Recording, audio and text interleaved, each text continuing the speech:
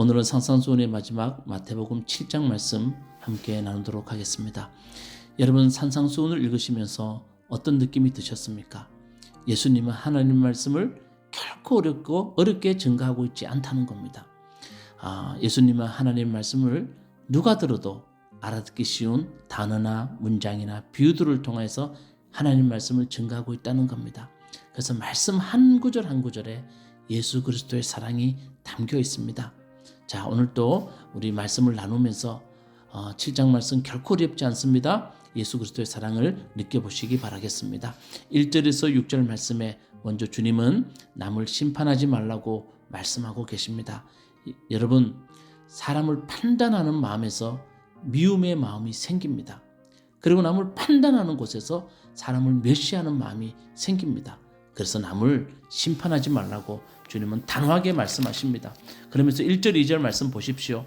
너희가 심판을 받지 아니하려거든 남을 심판하지 말아라. 너희가 남을 심판하는 그 심판으로 하나님께서 너희를 심판하실 것이다.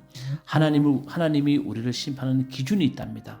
그 기준이 뭐냐 하면 내가 남을 심판한 그 기준이 하나님이 나를 심판하는 기준이 된다고 성경에서 말씀하고 있습니다. 그러니 이게 무슨 말입니까? 결코 남을 심판하거나 비판하지 말라고 주님 말씀하고 있습니다. 그래서 예수님은 자신의 허물을 들보라고 하시고 타인의 허물을 티라고 말씀하십니다. 3절 4절 말씀에 말씀하고 있습니다. 그래요, 남의 허물보다 내 허물을 더 많이 나 자신이 알기 때문에 우리의 허물은 들보입니다. 그러므로 결코 우리는 누군가를 심판할 자격이 없습니다. 우리에게 하나님이 주신 자격이 하나 있는데 그것은 뭐냐면 사랑할 자격. 그만 하나님이 우리에게 주셨다는 것 꼭 기억하시기 바라겠습니다. 그리고 7절에서 11절 말씀에 주님은 구하라, 찾으라, 두드리라 라고 말씀하고 계십니다. 여기에서 여러분, 구하고 찾으라, 두드리라 라는 이 세 동사의 특이한 것은 목적어가 없다는 겁니다. 그러면 무엇을 구하고 찾고 두드려야 하겠습니까? 예수님은 이미 우리에게 말씀해 주셨습니다. 6장 33절 말씀에 그의 나라와 그의 의라고 말씀하고 계십니다.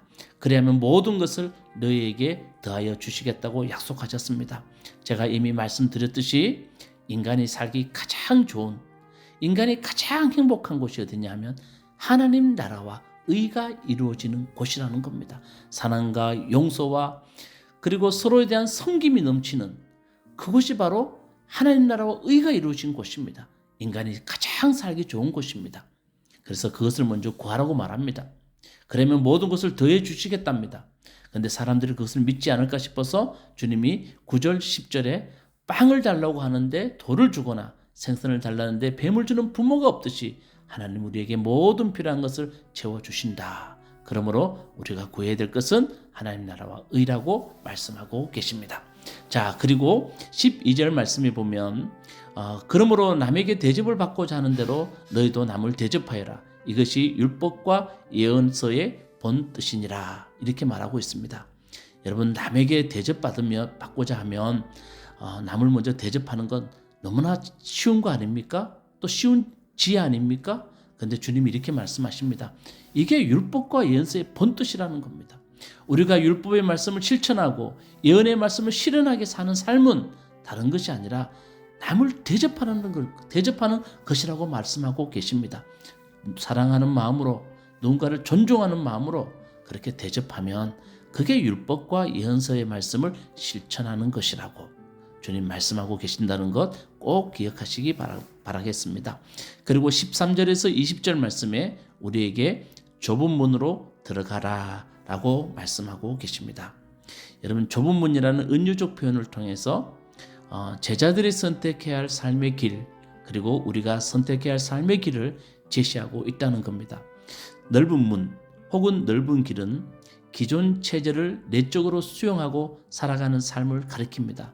다시 말하면 지금에 있는 세상의 모습을 보고 그대로 수용하고 거기에 따라 사는 모습을 넓은 문, 넓은 길이라고 말합니다. 좁은 문 혹은 좁은 길은 기존 체제에 동화되기를 거부하고 새로운 세상을 열기 위해 노력하는 삶을 가리킵니다. 좀 더 쉽게 말씀드릴까요? 예전에 제가 설교 시간에 말씀드렸습니다.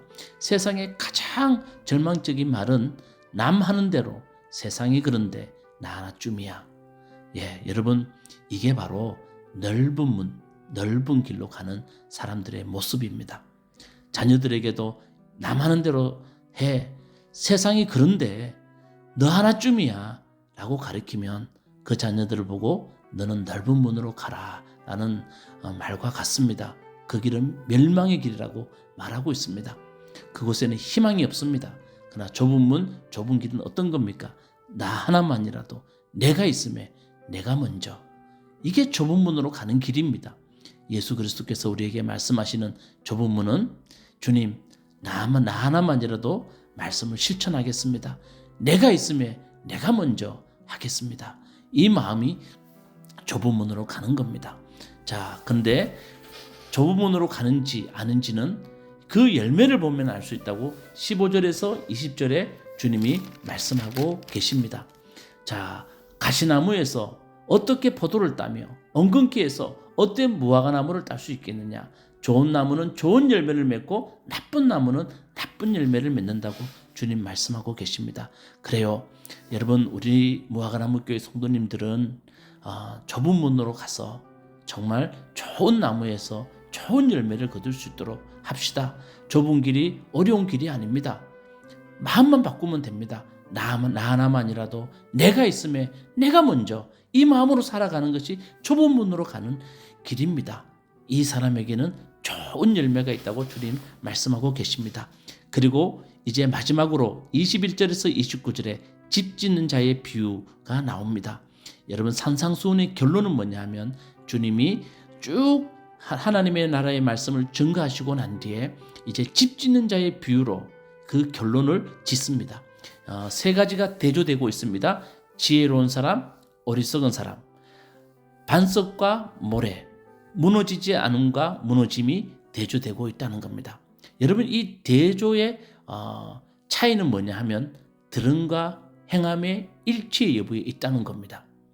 자, 여러분, 신앙생활이란 들음과 행함, 아는 것과 살아내는 것 사이에 간격을 좁혀내는 과정입니다. 주님이 쭉 말씀하시고 난 뒤에 우리에게 이 집 짓는 자의 비유를 말씀하시면서 어떤 사람이 지혜로운 사람이고 어떤 사람이 어리석은 사람인지를 말씀하십니다. 하나님 말씀을 듣고 행하는 사람은 지혜로운 사람이요, 듣고 행하지 않는 사람은 어리석은 사람이라는 겁니다.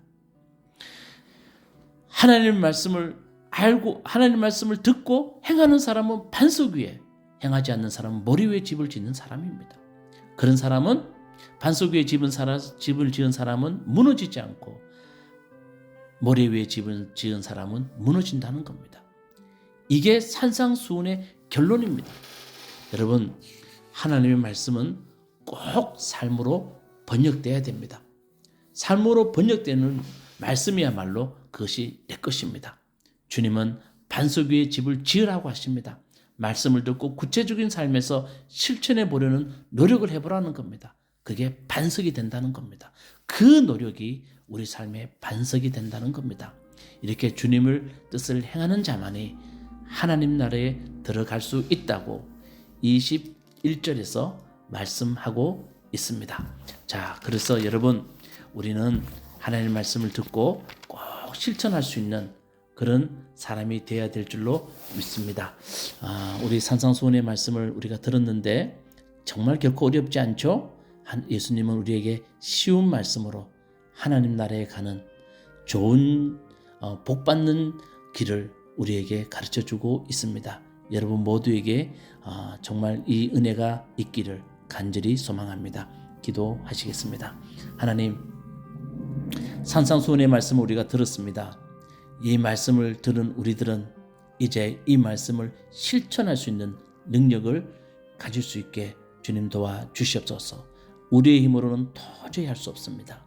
말씀을 실천할 수 있는 능력이 우리 속에 없습니다. 성령이 도와주셔야 됩니다.